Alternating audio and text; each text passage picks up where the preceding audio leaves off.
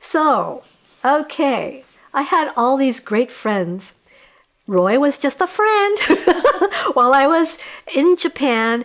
But what was really great in Japan, I have to share this experience. I took to Japan the first Asian American compilation called Yellow Pearl.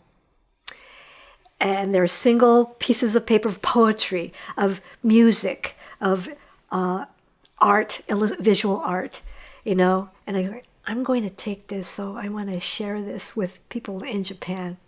This was what I took over to as my tool to teach English. And one of my students happened to be a producer for a TV program. Nippon TV? Nippon Educational TV, NET. And this producer was like a really heavy radical student during the heyday in the 60s. And for me to share the Japanese American experience with him in Japan through speaking English and Japanese, was like very touching. It's like somebody's really listening, even though we're not really communicating all that well, but he understood the issues. And I said at one, meeting, I just wish that more Japanese could know more about this Japanese American experience. The week later, he goes, how about doing something on TV?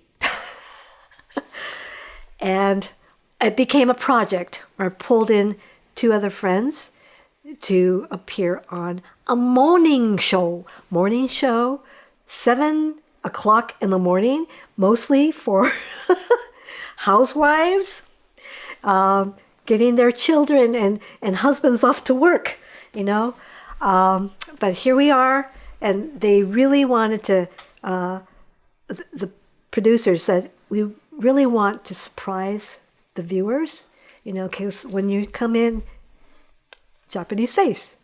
But when we say good morning to you, we want you to answer in English. And then we're going to respond, oh, ara? And so that's how it kind of opened up like, oh, this is fulfilling a dream, to share in Japan the Japanese American experience. And it was just very short. It was 20 minutes long. But we were relying on people like Chris and Joanne's music, that we played. And we were talking about Japanese incarceration. We're talking about our communities.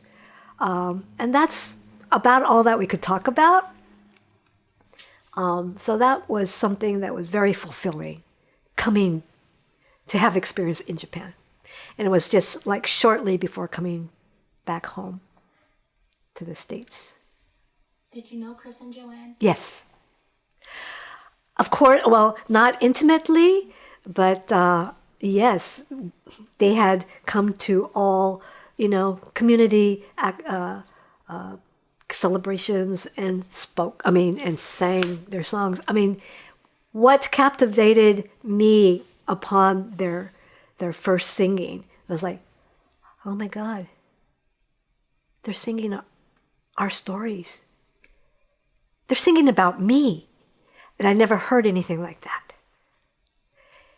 So it was like, yeah, these are our first folk singers of Asian American expression,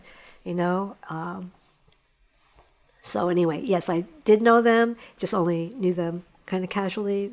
Became more intimate in friendship with Nobuko over the years, but that's another